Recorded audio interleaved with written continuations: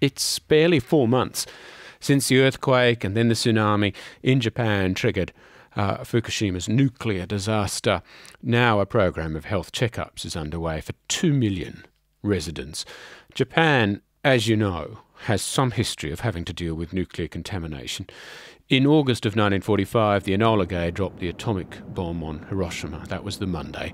On the Thursday, Nagasaki was devastated by a second bomb. Every year there are ceremonies in Hiroshima, and these images go around the world. The cities are a living testament against nuclear war. But Nagasaki, not so much. In fact, if you're anything like me, you know a lot less about it. Craig Colley wants to change that, and his book, Nagasaki, The Massacre of the Innocent and Unknowing, probably will. He joins me now. Welcome to Life Matters. Thank you, Richard. What moved you to want to go and revisit this story? Well, it's the forgotten bomb, as it's been described. The idea came from Richard Walsh with my publisher, Allen and Unwin, who just one night was pondering the meaning of the universe or something and wondered what the people of Nagasaki were doing in the time between the Hiroshima bomb and their own bomb, and suggested, seeing I had previously done a book on the Japanese at Kaede, that might be a subject that I and my co-author, Hashimi Maritani, of that book might be able to handle. I looked into it, and it was a far more interesting story than Hiroshima. Hiroshima sort of went like clockwork. Nagasaki didn't. It wasn't even the target for that mission. I mean, that is the first thing that I discovered that I completely didn't know. What happened? What was supposed to happen? They were supposed to drop the bomb on the armament city of Kokura, which is in the north of the island of Kyushu. When they got there, their instructions were to target visually, extensive cloud cover, and the adjacent industrial city of Yawata had been bombed the night before, so smoke from the burning city was pouring across Yawata. They couldn't see the target. They had 3 runs at it, still couldn't see the target. They were running out of fuel because they had a fuel blockage problem. So with the one run they had left, they decided to give Nagasaki a go. It also had cloud cover, a bit less, no smoke running over it. So they persuaded themselves that the target of the bridge was seen. They persuaded themselves that somehow an athletic field was the bridge, and dropped the bomb 3.5 kilometres off target, but in the middle of an industrial valley, so it actually looked better than the real target. The target was in the middle of the city. Yes, because they couldn't land, could they, with the bomb? No. So it was either drop it, they had to drop it, so it was either drop it on a target or drop it into the sea. Yes, well, they could land, but carrying a bomb like that, it's a big risk. Yeah. And you would prefer not to, and they certainly would have dropped it into the sea. Now, that would have been $2 billion of development they're dropping in the sea. Yeah. Not popular with the electors. No. So, and certainly they wouldn't want to take the risk of blowing themselves up and half of the island of Tinian, where they're going back to. So they would have had to drop it. So, yes, they dropped it, come what may. There has been an argument, of course, for decades about whether the atomic bomb ended the war. What do you think? I don't believe so. Certainly the Nagasaki one didn't. They finally got round, after several months of trying to find a formula for surrendering through the Russians as brokers. They actually formally offered surrender on the same day as the Nagasaki bomb was dropped. But the reports they'd got in that day were from the governor in the next valley, who grossly understated the impact of the bomb because he hadn't seen it. It was in the next valley. He'd heard a bit about the Hiroshima bomb and was mystified that what he saw was far less than what he'd heard about the Hiroshima bomb. Had he climbed up over the ridge and had a look at the next valley, he would have seen what he'd heard. But he hadn't. So they had a very muted version of the Nagasaki bomb. Now, Hiroshima, which was 3 days before, they were still trying to work out what happened. They knew that something. They were trying to work out what sort of bomb had been used, because it seemed that one bomb had done what previously you needed about 300 aeroplanes to do. Hiroshima and Nagasaki were about the same level of damage as the firebombing of Tokyo, so for 6 months they were used to that level of bombing. It wasn't that much of an innovation for them. It'd be different if they dropped a bomb on Sydney now, we'd be surprised. Then it was just one more of the same. Yeah. One more of the same they prefer not to have. But it didn't have the same impact. Didn't feel like a sort of step change for them. No, and in fact the American military didn't regard it as one. They didn't really have a... They thought it was just a bigger firebomb. That's right. In effect, yeah. Yeah, they thought it was a good new weapon, but no more than a good new weapon. Okay, well, let's talk about what you've done, because you use diaries and letters and interviewed survivors. That must have been quite a process, the interviewing survivors. Yes, it was. I didn't interview them because they speak Japanese and I don't. And it took me a while to find someone who could find them. They weren't that hard to find, but who would interview them well. And this would have to be someone from Nagasaki. I didn't want to spend the money at that time to go there and sustain myself. I didn't have it. And it was unnecessary because I didn't have that much to offer at the interview. And I found from the previous book that a foreigner hanging around is probably not as good as not having the foreigner there. Then they talk Japanese to Japanese and it's more intimate. I lucked out. I got a girl through the Peace Museum who I emailed, so I hired someone by email, Hanako, and she was superb. She was a bubbly 23-year-old, and I could tell when we listened back to the interviews that she emailed back to me, and I sat in with the translator up in the North Shore, who was an SBS subtitler that I knew, and playing them back while she translated on the fly, I could tell that this girl, Hanako, sort of had a rapport with them. That makes all the difference. And when we difference. saw what they said, it was quite personal and intimate stuff. Well, let's talk about it, because you follow several characters over 4 days, just before and just after the bomb, really. Yep. One of them is the young tram driver, Koichi Wada. What's his story, briefly? He was a student. He was in his last year at school at the commercial college. Like most students at that stage, mobilised. So he's working... He'd worked as a conductor and had sort of got himself up as a mobilised tram driver in Nagasaki. So he's doing the run down Urakami Valley, around the city, and then up the adjacent Nakajima Valley. And I like him because he's recognisable. And if I've done anything here, it's to make the Japanese seem not so foreign as we think of them. And he's like any teenager. He was knocking off vegetables from the market gardens, and he thought that was pretty cool until one night he went there. He was hungry. Yeah, so that was what was driving. And it was probably sort of a bit of a teenage adventure as well. But one night he went up, did it at night, and he'd just take a couple of vegetables so that he thought it wouldn't be noticed. But he went one night and the owner was sort of lurking in the shadows and sort of leapt out, waiting, or possibly just taking in the evening, who knows.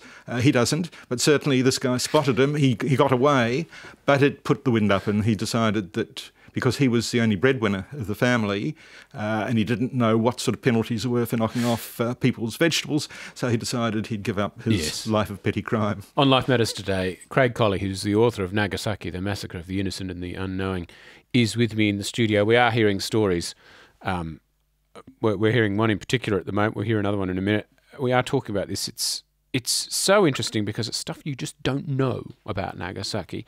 He was lucky in a way, wasn't he? If you could call someone lucky, he was lucky. He should have been right where the bomb landed, more or less. If there hadn't been a derailment with some person who was ticked off for handling his tram badly, so that they had a derailment, he would have been up Urakami Valley. Because that delayed things, he was down the other end of the line, and therefore was sort of out of the worst of it. The building he's in got tossed around, but it was 3 kilometres away and the other side of a fairly high ridge. So he knew what had happened, and in fact he went up that day because some of his friends were up the valley, some of his workmates, and just saw the devastation. But yes, he was extremely lucky. There's also Sakui Takigawa, the niece of Miwa. Her family story is devastating, actually. She's the niece, of Miwa Takigawa. Yeah. She was Kawasaki, was her name. Her father was with Japan Railways. He was transferred to Manchuria when it was occupied. This is just before the war. The Manchurians weren't that happy to have the Japanese occupying, or certainly some of them weren't, and a bunch of them kidnapped her father plus 5 officials from Japan Rail, made them dig a deep hole at knife point. tied them up, tossed them into the hole, then filled the hole and jumped on top of it. So they were buried alive in the hole that they'd been forced to dig. Fortunately, Sakue's aunt happened to be in Manchuria at the time, picked up the two kids. She was 3 and her sister was 1 at the time, took them back to Nagasaki where they lived and raised them as their own kids. She didn't know that until she went to school, and her surname was different, Kawasaki, and it wasn't until she went to school someone said, "Why have you got a different name?" Yes. So she went to her mother and said, "How come I got a different name?" As a 5-year-old, different name. You don't ask yourself why. So then her mother explained what had happened, that she was actually her niece, not her daughter. But she was brought up by her mother as if she was her mother. Her own mother stayed in Manchuria and lost contact.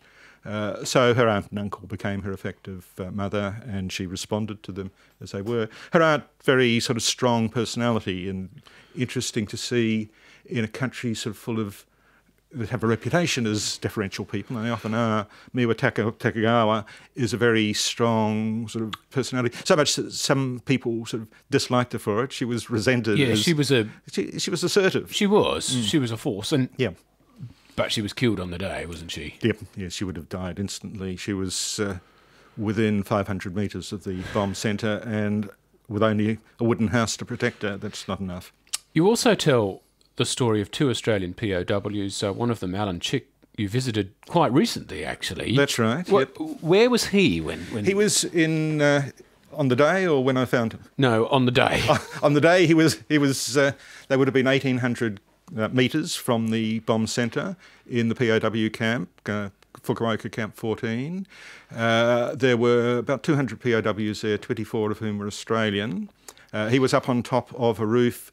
They were laying soil on top of a roof to just protect it from firebombing. They had no idea of the atomic bomb coming at that stage. So they're looking at conventional mass firebombing that Curtis LeMay was operating. And they wanted some protection for this wooden storehouse. So he was on top of the roof. Suddenly there was a usual blinding flash that anyone near a bomb will see. He has no memory of what happened for the next few minutes, but when he came to, there was just smoke and dust everywhere, and the storehouse that he'd been standing on top of had disappeared underneath him, and so sitting on top of a pile of rubble. Amazing, he survived. Yes, and none of the Australians, of the 24 Australians, were killed. There are 8 in the camp. They were protected because they were next to a reinforced concrete factory.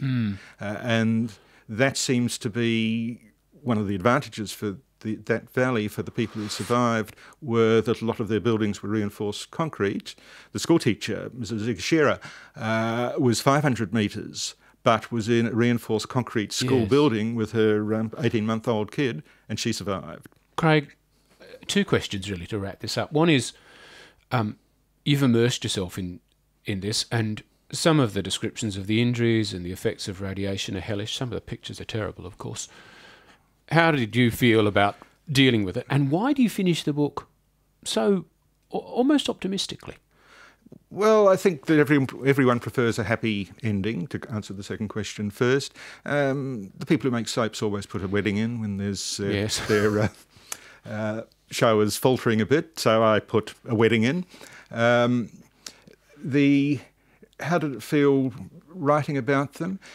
I think it's funny, it's horrifying, but because you're writing about it, it's not as horrifying. You've sort of got a job to do. And it's probably a bit like cameramen going into war zones. And they often die because of this. They sort of divorce themselves from it. If you remember Haskell Wexler's movie, Medium Cool, decades ago, what you see through the camera is somehow you're able to divorce yourself from it. And to some degree, I was able to appreciate the awfulness of what I was seeing, what I was writing about. I nonetheless sort of was able to take one step back from it at the same time. But it is, you have to sort of tell yourself this is your job to write about it, and to not write about it would be to not do the right thing by these people and by the event. Well, I'm glad you've done it. It does humanise what happened. It makes it from something that was just sort of this extraordinary sort of footnote at the end of World War II to something that happened to real people, and I think that's important. Anonymous people in tragedies like that are not as moving as people whose lives you've got to know. Well, it's a real testimony to them. Thanks for joining me today. My pleasure. That is Craig Colley. He is the author of Nagasaki, The Massacre of the Innocent and the Unknowing, which is published by Allen and Unwin. And keep an eye on our website for a video recording of this interview with Craig Colley, along with some of the photographs in Craig's book. And I think there's probably quite a lovely shot throughout most of it of the back of my head, which is always worth seeing. abc.net.au/rn/Life Matters.